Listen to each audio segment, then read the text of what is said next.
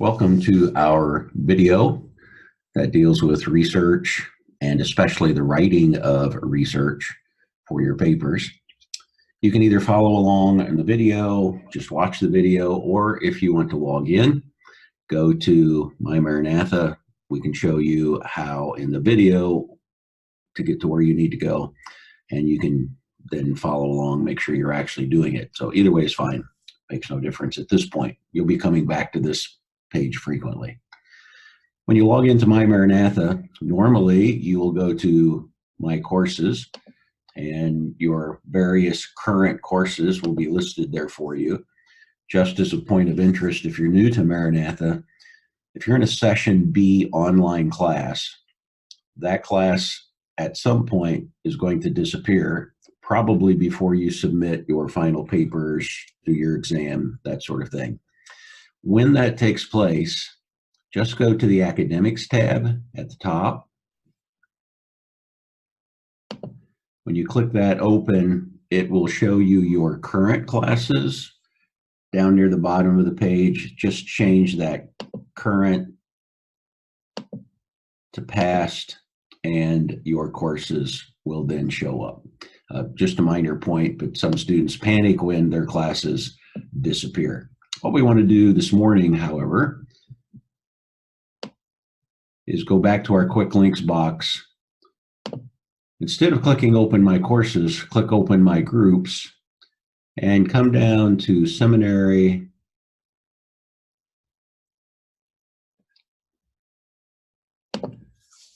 Click that open and go to the research module. Now, there are other things you can look here at your seminary group. There are forms, there's the current course sequencing. No guarantee that it will stay that way, but we try to work off of that, that approach. There are worksheets if you want to see what it takes to do an MA or an MDiv. If you're in the Doctor of Ministry, there are some special forms for you. Other information there about careers. These are job openings that we are aware of, scholarships, internships. So we want to look at research module. So click open the research module. You will see a variety of things here. There's the research paper sample. We're going to look at that briefly today. There's the template. Now, the sample has all kinds of writing in it. You don't want to use that to start a paper. If you're going to write a normal paper, this has a title page, no chapters. This is what you will normally use for a research paper. Use the template, not the sample. All you do is just click it open and go from there. There's also a research paper template. No title page, used to be called the alternate template. A faculty member may assign something that's fairly short, 2, 3, 4 pages, may indicate that he wants no title page. On an extremely long paper, 50 pages or so, you may want chapters. So we have a research paper sample and template for any papers that have to do with chapters. This is our devotional template. So when you get ready to write a devotional for a class, you can click this open. The reading report, there's a PDF, so you can just print it out, fill it in. But I would encourage you to use the Excel. Counts the pages for you automatically, and it's easy to submit electronically. Some helpful internet links, you can go to that at your convenience. And then Zotero, some people love to use Zotero for their bibliography and footnotes. Others think it gets in the way. You can look that over at your leisure and decide what you want to do with it. We're going to open now the research paper sample standard. So all you do is click that open. When you click that open, it brings you to what might look like this on your computer. This is the protected view. Obviously, you don't want to work with it on this, so you need to go up to Enable Editing. Click that open, and it will give you a normal looking page. What is in red is just explanation. What is in black will normally show up then in the template. So the title page is set up for you you don't need to do anything except decide whether this is the university, undergrad, or the seminary grad program. Don't leave both of them there. Title is in all caps. If it's long, more than 4.5 inches long, then use 2 or more lines. That would be an awful long title. It's a report, it's a paper, excuse me, it's whatever the prof is calling it, and make sure that you put in the correct course name and number, your name, just the month and the year. The date is not necessary. Paper always starts 2 inches from the top of the page. That's already laid out for you in the sample paper and in the template, so you don't have to do anything. The key to our template is that we have established styles for you already. What those styles do is they automatically format the paragraph or the heading so that you don't have to worry about it. Styles are found on the Home tab of Microsoft Word. You can click open the styles and see them here on the right. And the M styles are all the Maranatha styles, special headings. When you move your cursor over, it tells you what those look like. And you'll notice that because our cursor is actually up here in the heading here at Maranatha Baptist University, it's the title page. The standard style for the paper itself is going to be body text.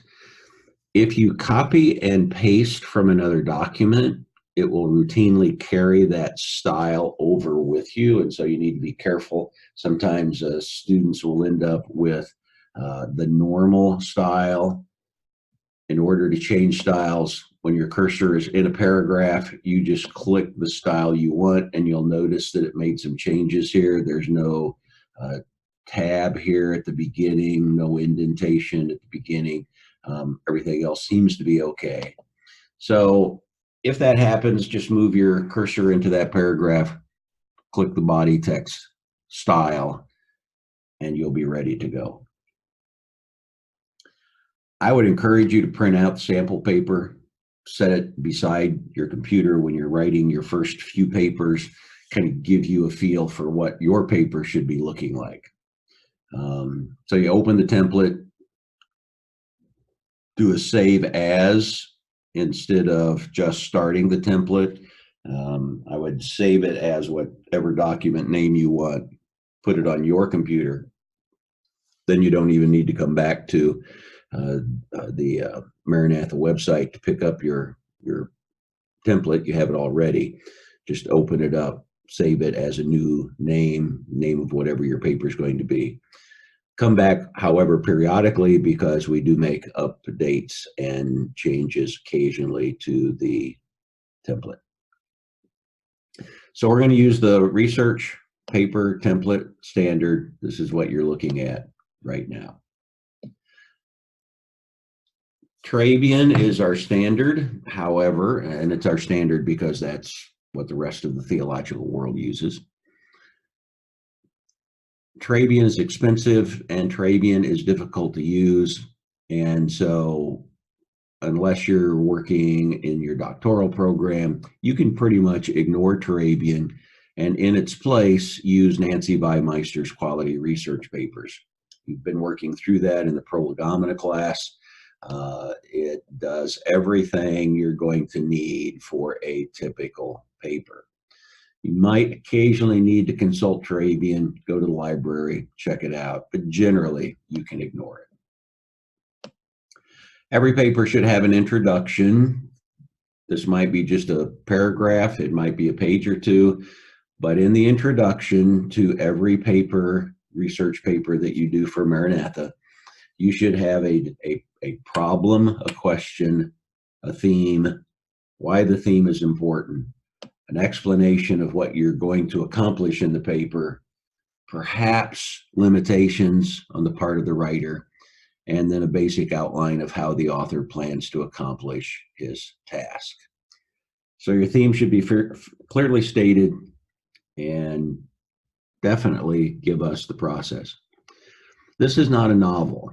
We don't want to wait till the last chapter to find out who done it. So tell us up front, I'm writing a paper on writing papers. The purpose of this paper is to give you all of the information you need to write a good paper. And the approach is going to be to look at the various kinds of styles that you will use in writing a paper. Give us that information up front.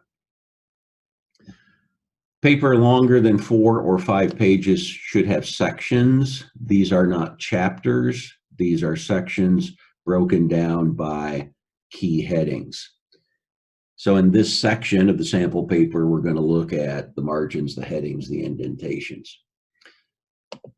When I put my cursor in this first heading, you'll notice on the right that the style is a heading 1. This is the first major heading. It is centered. It has an extra blank line above the heading, and it's bold. The second heading, you'll notice on the right, is heading 2. This looks like heading 1, except that it's not bold. If I were to click heading 3, it would move this heading to the left margin. It would bold the print. If I did heading 4, it would just take the bold away and leave it at the left margin. Normally heading 5, we don't use. We'll look at what that looks like in a minute. You can use in a typical paper 2 or maybe 3 levels of heading. If your paper is only going to be 15, 20 pages long, you generally only need 2 and perhaps a few rare occasions a 3rd level. And I would suggest headings 1 and 2, but you don't have to use heading 2. You could use, for instance, heading 1 and heading 3, so that there's a significant difference between the headings. What you can't do, however, is use heading 2 as your first heading and then use heading 1 as a subheading. This is a standard in theological writing, so that the first level of main headings is bold, centered, and then everything comes under that. So keep the order, but you don't necessarily have to use heading 2. You could use heading 1 and heading 3 if you wanted to. Most people just use 1 and 2. Margins are laid out for you, so you don't have to mess with that in your paper. Turabian requires a left margin of 1.5 inches. We use just 1 inch. The reason for that is dissertations normally get bound. When a paper is bound, you lose roughly 1/2 inch or so on the left side for the binding. So when you open the dissertation, you can't see the full page. Part of that is kind of stuck off into the left. So that 1/2 inch gives you then the appearance of a centered page because the left side's kind of missing. We're not going to be binding our papers, so we just use 1 inch all the way around. Page numbers are already set up for you, so you don't have to worry about that as well. And if you're not using a title page, be sure to use that alternate template, one without the title page. It will keep the page numbering correct for you. Headings are important because they show the reader the flow of your logic. So a paper without headings sometimes tends to wander because the writer isn't using these headings, tends to imply he's not using an outline, tends to imply he's just kind of writing things as they come to mind. So a good outline leads to good set of headings. Good set of headings helps the reader see the flow in logic. If you want to go to Appendix D in Weimeister, she shows you there the proper form for headings, but basically everything is in the template. You don't have to worry about that. Should your heading be too terribly long, then we'll do the same thing that you would do back with the title of the paper. You have a reverse triangle. You'll put some material under the first line, but typically you're not going to have that long of a title. Titles or headings should only be a few words. A fifth level heading, we mentioned that earlier. This is going to be extremely rare. You probably need to be writing a dissertation to use something at this level, but it's called the paragraph heading. We use style M heading 5. The only thing that style does differently than the body text is add some extra space here, this extra blank line. You have to manually put in the bold and the heading itself. You can't create a style in Word that says, okay, the first sentence is bold and following sentences are not. So pretty rare for you to use this level, however. Indentations, these again are automatic. Normal indentations are in 1/2 inch, and so when you go to the style body text, it's going to do that for you. You don't have to put a tab in here. It's all set up for you already. If you quote at length, put that into a long quotation. Longer quotations are usually 2 sentences of 5 or more lines. They're typed out as block quotations. So you'll notice that we have here on the right a block quotation. There's also a block quotation no dent. If you enter into a block quotation in the middle of a sentence, now that would be pretty rare, but occasionally this might happen, then you don't want an indentation here at the front because this implies that I'm starting a new paragraph. All you have to do is just click the style and you'll notice it makes that change for you. So longer quotations, usually of 2 sentences, 5 or more lines, you just type them like you would a normal sentence. You'll notice this is body text now. So if you just typed out your block quotation and then click the style block quotation, it changes it for you automatically. You don't have to worry about setting anything up. So you can either click the block quotation and then start typing, or you can start typing and click the style. Works either way.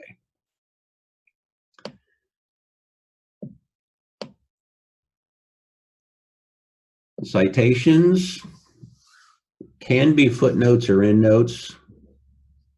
Turabian allows either one. We prefer footnotes so that we don't have to go to the end of a paper to find out the source of your material. So footnotes are important. You use footnotes basically for 2 reasons. Number one, primary use is to identify the source of the information. Anything that is not something that you already know needs to be sourced. We don't use footnotes just for direct quotations. We use footnotes to honestly identify where I got the idea or where I got the information. Student might think, wow, I'm writing about something I don't know anything about. I'm going to have to footnote everything. Okay, you footnote everything. That's fine. The style is already laid out for you, so you don't need to worry too much about footnotes. When you create a footnote, it's very easy to do. If you go up here to Insert, click that Insert.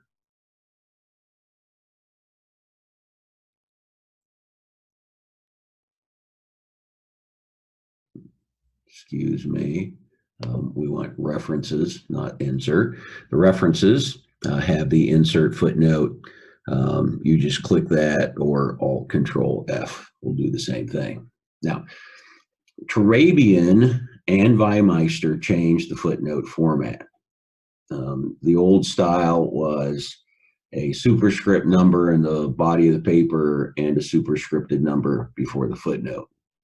Their new format does not want a superscripted number.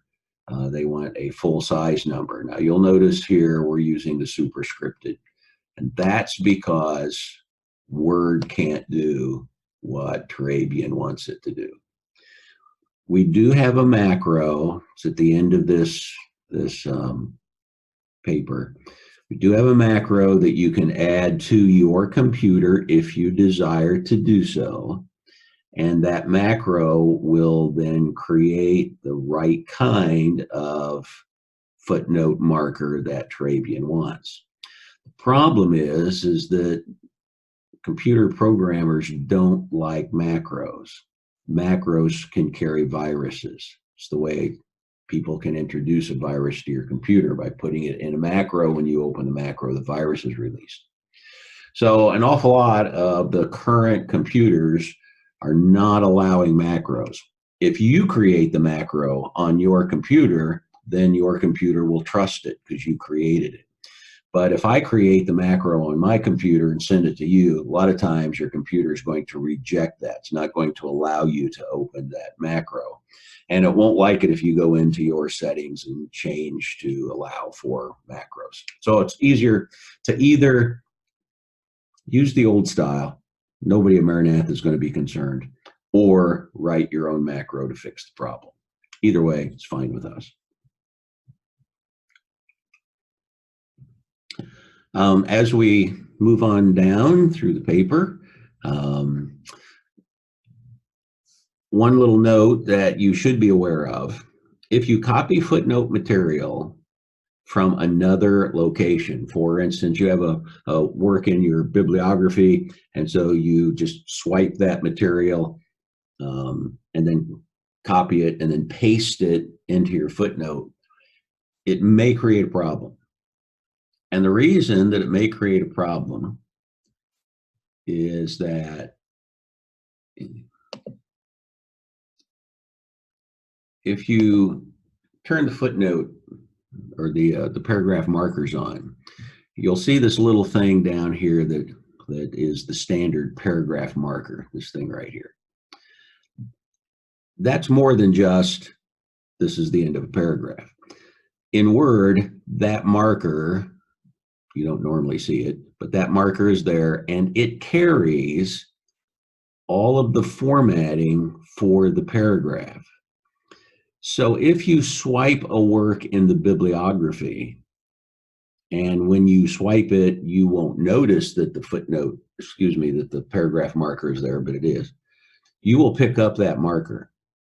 And when you paste it inside a footnote, it will change the style.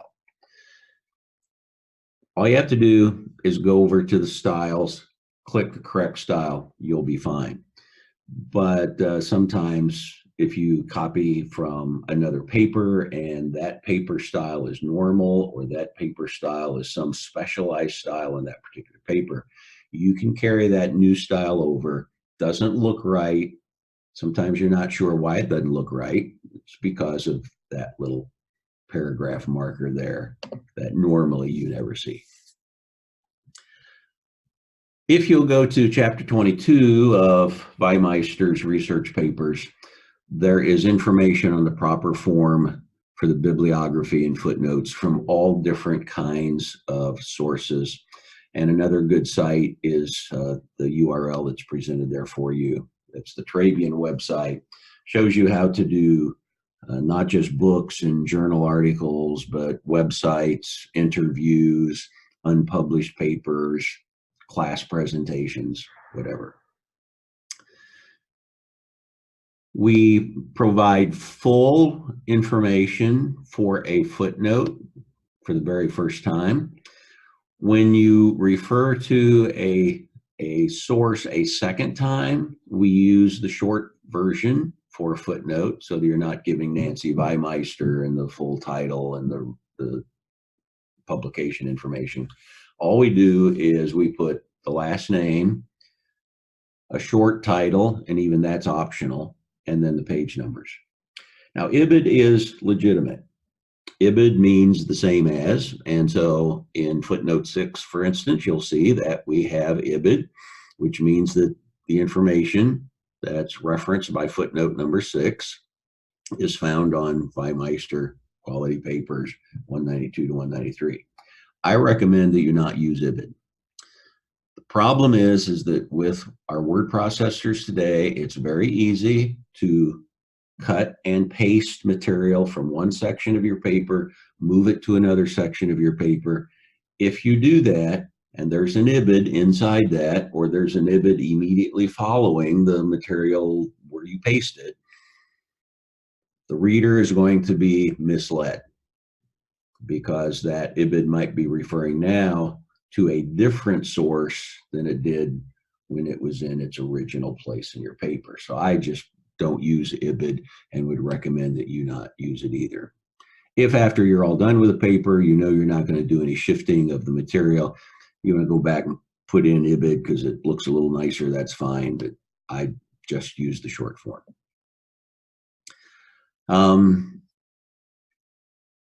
If you're not using chapters, then we're never going to use the chapter heading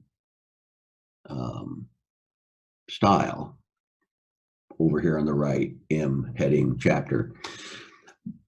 But in every paper, almost every paper, you're going to need a bibliography, and the bibliography is technically a new chapter. And so we do use that style at that point. However, your paper template has the bibliography already set up, so you don't necessarily have to mess with that. If you're writing a fairly lengthy paper and you have a lot of journal articles in your paper, you may want to use the common abbreviations for the theological journals. Those are given on, sorry for the name, ecumenism. Go to ecumenism.net. They have the standard abbreviations for the theological journals and the more common book series, usually commentaries.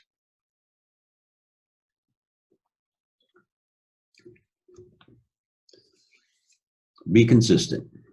If you're going to use the abbreviations, use them all the time. If you're not going to use the abbreviations, don't ever use them. Don't do a mix.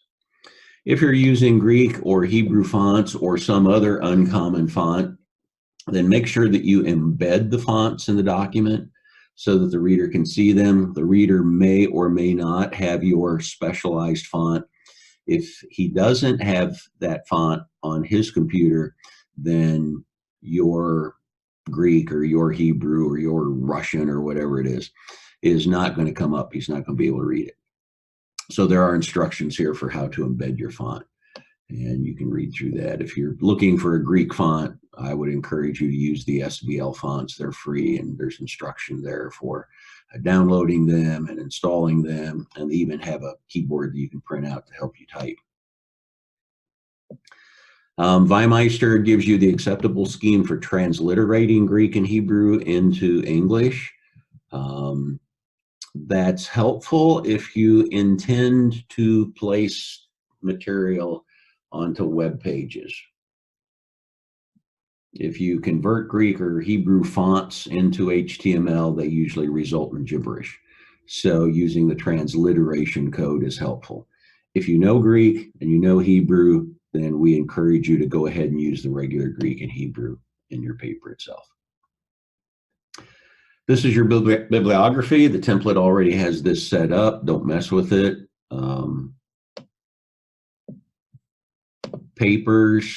Sources in a bibliography should be identified as bibliography style.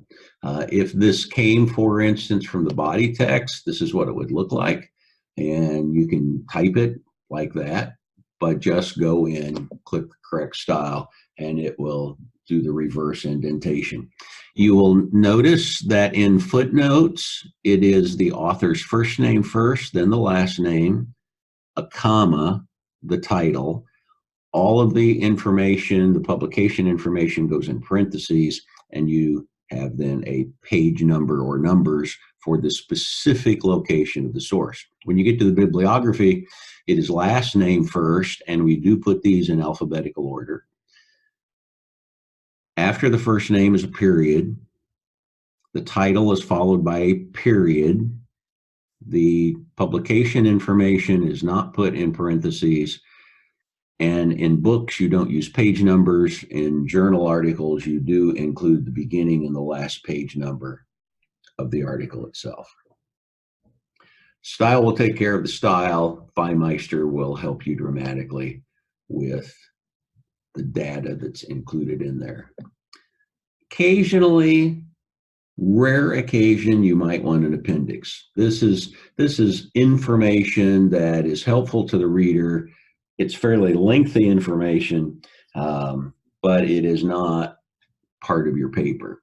Now, in this paper, we have Appendix A. It's the macro that will fix the problem if you want your, excuse me, your footnote markers to look like Trabian wants them. It's fairly lengthy, but it's pretty easy to do.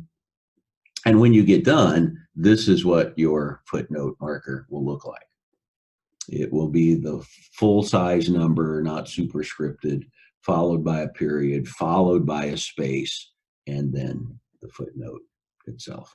So I trust that this has been helpful for you. If you have any questions, please feel free to contact me. But if you read through this sample paper, and as I said, print it out, set it beside your computer, open up the template, save the template to your computer, and please save it. If you start typing on the template as it downloads, and then you do a save, not a save as, sometimes that document just disappears. You can't find it. You don't know where it went because it came from the internet, and when you click the save, where does it go? Might go to your download files, but it might not. So do a save as so you know where it's at. And this will save you the headache of learning how to use Word for all of these styles and formats and paragraph settings and all that sort of thing. We're not training you to be Word specialists. We're training you to be theologians and New Testament and Old Testament scholars. So you do the scholarship, we'll do the formatting for you. Trust this is helpful. God bless.